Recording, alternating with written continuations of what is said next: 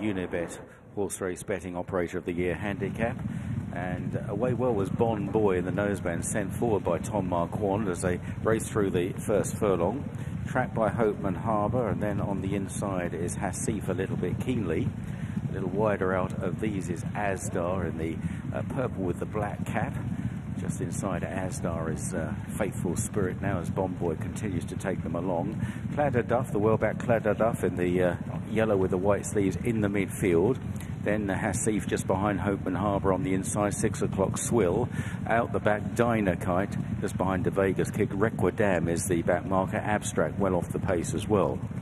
Running round the bottom turn now and about to pass the 4 furlong marker. Bon Boy is tracked through by Asdaa, so the first two in the market in the first two placings at the moment. Hopeman Harbour is right there as they make this bend. They're followed by 6 o'clock Swill. Then on the inside is Hasif on turning in, and then Cladder Duff in about 6th place as they run now inside the final 3 furlongs.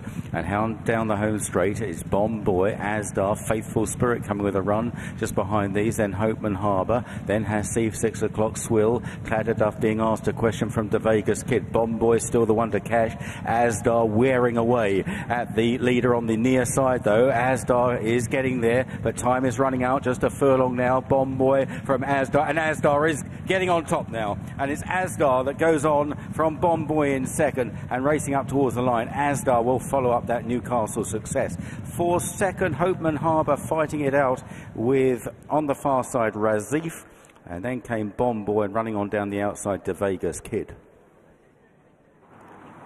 Charlie Johnston off the mark as a trainer in his own right. Asdaa winning for the second time in a week, this time under Jack Mitchell, and it went pretty straightforwardly for him from the gates opening. In honesty, once he was in a good position to be able to make his challenge, he had a decent enough pace to aim at, courtesy of Bon Boy, who took them along. That was no surprise, given what he'd done last time. At this point, you were looking for if there was going to be any kind of closer coming from the back. Ultimately, there wasn't, and it concerned the top 2 in there. And it was only maybe just a moment where you wondered if Bon Boy just maybe had a little bit left and had maybe had a bit saved by Tom Marquand. He's given it absolutely the right ride out in front, but it's no match for a horse who's in form, having shown that at Newcastle, having stayed on, and indeed a few of them have come from the back to run Bon Boy out of the places. But for the second time in a week, Tom, Asda's run, and while the name might be different on the licence, is business as usual for the Johnstons.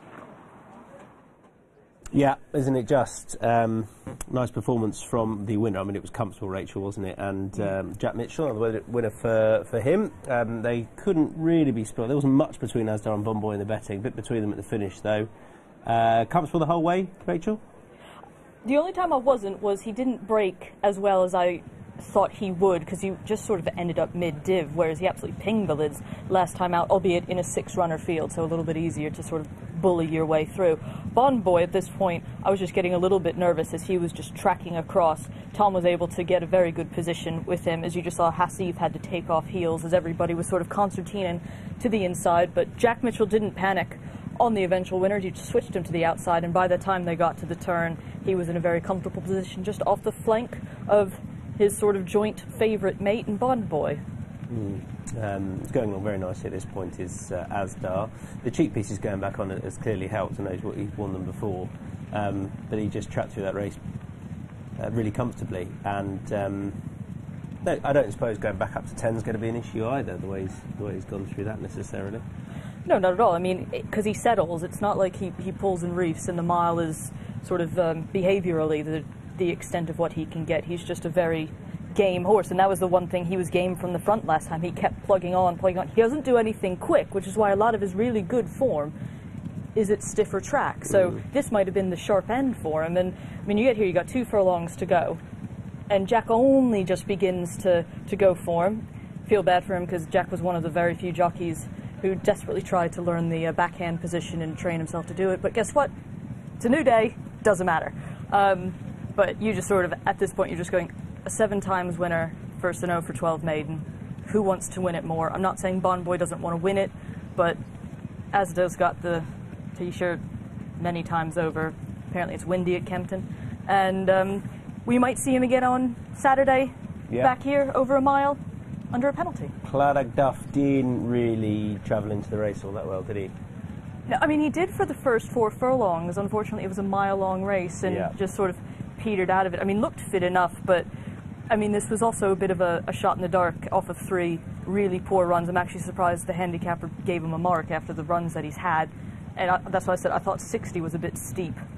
And he'll drop for this, and then he'll be able to hopefully find maybe a 0 to 55 or something like that going forward. But it's great to see that Charlie Johnston now finally will get the credit that he deserves, because we all now, particularly in the media, have to stop saying the Johnstons, because there's only one, and it's Charlie. Yep, and he's off the mark with his